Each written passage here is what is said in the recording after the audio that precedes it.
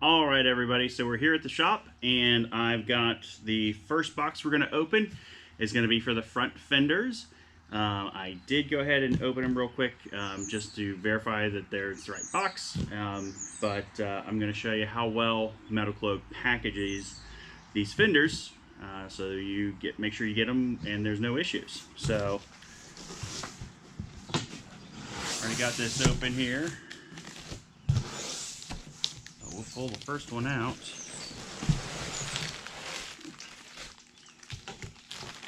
And there you go. So it's got nice bubble wrap on it, cardboard at the ends, and then it's wrapped in plastic to make sure that it travels pretty well. All right, guys, I gotta say, I am really surprised with these being aluminum. These are super lightweight. I wouldn't expect them to be too much more than what the plastic ones weigh, honestly. So we're gonna get to tearing off the old fenders and then we'll put the new ones on. All right, guys, so I've got the stock fender removed here on the driver's side. Basically, there are 5 bolts. I forgot about this one up here. These 4, there's one up in here, pretty easy to find, but this one forgot about. Once you have those bolts removed, you literally just pull, and they're just plastic clips. They like to break, but don't worry about it. You're not going to use them for the rest of the install. Be careful. Up here, there is the clip for the lights for the turn signal. So basically, I got the cover down far enough, and then I unclipped this and then started pulling, and you should be good to go. All right, everybody. So I went ahead and marked all of the holes that I need to drill. You need to use a 3/8 drill bit. I'm going to use a step bit because I like these a little bit better than regular drill bits. And we'll get all these drilled out, and then I'm gonna paint them so to make sure that they don't rust for the fender. And then there's a bracket we need to get installed, so that'll be next. All right, everybody, so I had installed the bolts for the bracket here, got it worked up into place. There's holes under here that you have to mark, so I got a Sharpie, mark those holes. Now, take it all apart, drill your holes for the bottom support. Alright, everybody, so I've got all of the holes drilled. Couple notes: when you're marking the holes underneath and you have a dark Jeep like my gray here, don't use black Sharpie. It makes it really hard to see. But my process was I marked the hole with a center punch, then I used a 1/8 drill bit to drill a pilot hole, and then I used the step bit to widen the hole to the desired size, the 3/8 of an inch that you need. Step bit, makes it really easy. Just watch out, it'll throw some hot metal, and it was a little toasty on my arm. So now I'm going to paint all the holes that I've cut out to cover that metal so it doesn't rust, and we'll wait for that to dry a little bit. Probably start working on the other side, but once it's tacked up good enough, then I can come back to this side and we can continue on with the installation. All right, everybody, so I've got all of the holes drilled for the front fender on both sides, and now Metal Cloak says to install some riv nuts. Now, I do have a tool, but I forgot it at my place. So Metal Cloak does include a bolt, nut, and spacer to install them yourself. And what you're going to do is you have your bolt, put the nut on, then they have a lock washer, and then insert this into the metal, and then you just tighten down. And then you're going to hold this nut with an open-end wrench, and then you can use a socket to tighten this down. And what it's going to happen is it's going to mushroom this section of metal, clamping the metal behind it, and then you can insert a bolt. All right, everyone, so I've installed the nutserts into the bottom rail here. I used the supplied tool from Metal Cloak. It actually worked out really well. I was a little bit surprised, honestly, but definitely a lot of work because it's kind of hard to get the wrench and then the ratchet there to hold everything up in. But once you get it to bite, it cranks down pretty good, and you want to make sure that it's tight, but don't use an impact gun, definitely by feel, because if you over tighten it, you could crush it too far, rip the metal, and then it loses its clamping force, and then it'll just spin in there and then you'd have a heck of a time getting it out if you could. So next we're going to install this back, put our bolts in the bottom to hold it, and then I went ahead and started prepping for the inner fenders. I'm doing those as well. With those, you just remove a couple of the clips, the Christmas tree clips for like wiring and things. Metal Cloak's instructions on it are pretty straightforward and easy. You do have to widen a couple holes with a step bit. I couldn't get directly on the holes, so I went at an angle. Basically, you just need enough pass-through for a bolt to clip in there, so it's not a huge deal. So I'll show you kind of what I'm talking about right now. Okay guys, so as you can see, this bottom one's not too bad. I can get almost all the way on here. But then in the upper one, I had to hit it at an angle. If you had a side drill, like a 90, that would be perfect, because then you could get in here, cut out those holes, make them a little bit bigger like you need to. But like I said, what I had and I just showed you seemed to work okay. All right, everybody, so I've got the fender in place.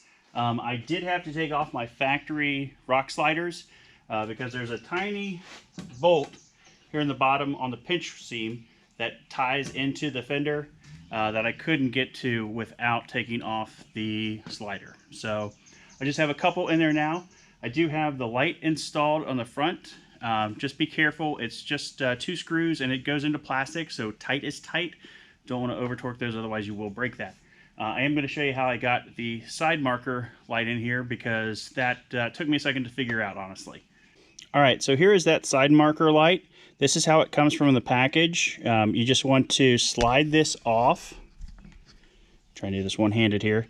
And then you push the light through, because it's just small enough to fit. Then you're going to sandwich the rubber grommet in here. And then I'm going to put that into the hole. Okay, so that's nice in there. And then that is just going to slide in there.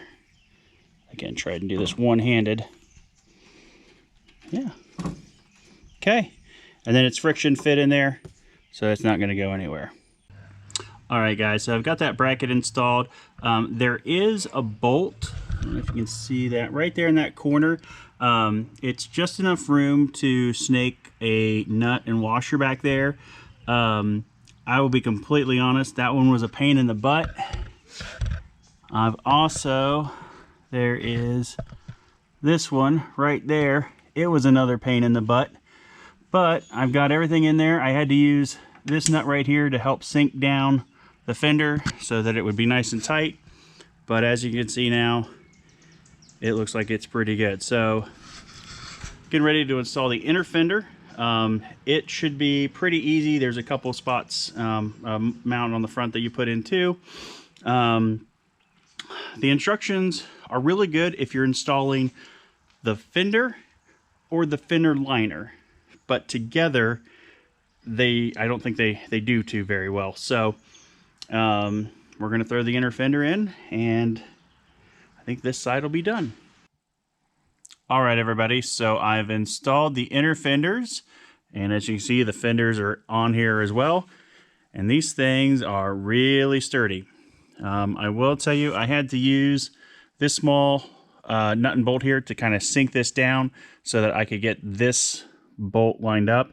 There's just enough room that you can slide your hand under, or behind there rather, and then put a nut on the back and put the bolt through. So as you can see, everything lines up pretty well. I will tell you, instruction-wise, the Metal Cloak instructions do a really good job of telling you how to install the fenders and the inner fenders.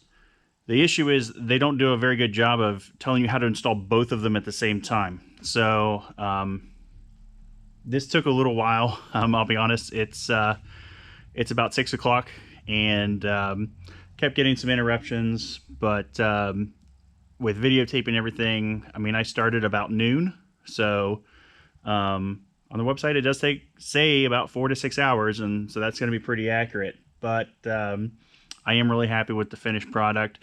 Got a little frustrated at one point, but if you don't do that, or you're really working on your Jeep. So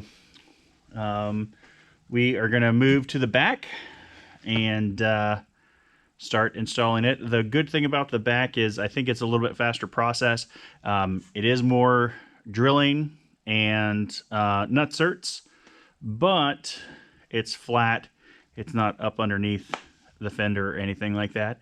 And I've already got the passenger side rear off because that's the one I ripped off at Windrock, so don't have to worry about that one. So I'm going to take off the driver's side and let's get started on the rears. All right, everybody, hopefully you can see me pretty well. It's gotten dark outside and I don't have very good lighting here in the shop, so I have removed the rear fender. It's really easy. It's only held with plastic caps, or clips rather. So you just pull those off, they break, and you got to take them off. I have painted here on the fender just because there's an M on the inner fender lining, and for the Metal Cloaks I wanted it to pop a little bit, but you don't have to do that if you don't want to. Metal Cloak does provide these templates for the driver's side if you are not going to be using their fenders. Because I can disregard these. I've got the fenders liners prepped. There's just a couple clips that you have to put on the back there where the plastic Christmas tree clips went, and then there are nuts on here that are captured in there. So I'm gonna push this up into place and start getting it fastened down. All right, everybody, so it is 11:30 and as you can see, both fenders are on. I really didn't film a lot with the rear fenders. I feel like they're a lot more straightforward than the front, and I ran out of time. But as far as the rears, the process is pretty simple. You drill out your holes, put in your nutserts, put it up, and then there are a couple more holes that you have to drill. There's 2 holes that you have to actually do completely new holes. Take the fender off after you mark it, drill out your holes. Those ones don't get nutserts. They have nuts on the back of them, which makes it nice. And then as far as the inner fender, you put it on at the same time. And there's 3 bolts that attach to the inner fender at the top that also tie into the actual fender. And then on the driver's side, there's only 2 holes. On the passenger side, there's 3. That was the easiest way that I found to figure out which side they went on. Because I actually had them backwards and I was trying to figure it out and it wasn't working out. So, yeah, long day. This is probably a 2-day job, honestly, if you're going to do both sets, inner liners, the whole thing. I managed to get it done in 1 day, but it's taken 12 hours and I'm beat. So, got an hour drive ahead of me. And I think this one's going to wrap it up, guys. But I don't know. I like the look. So I was a little worried how the black and granite would go together, but it seems to work out pretty well. So a lot better than the factory, I'll put it that way. So Metal Cloak, if you ever watch this, please, please, please update your instructions to include if you buy both. It would make things a lot easier. And honestly, while you're in there, if you have the funds, do both, because I can't imagine trying to use the factory plastic inner liners with the outers. And if you're going to do the inners and you're going to do metal fenders on the outside, why would you use another brand? Because they're designed to work together. They go really well. So again, guys, thanks for watching. If you've made it this long, really appreciate the support, and we'll catch you on the next one.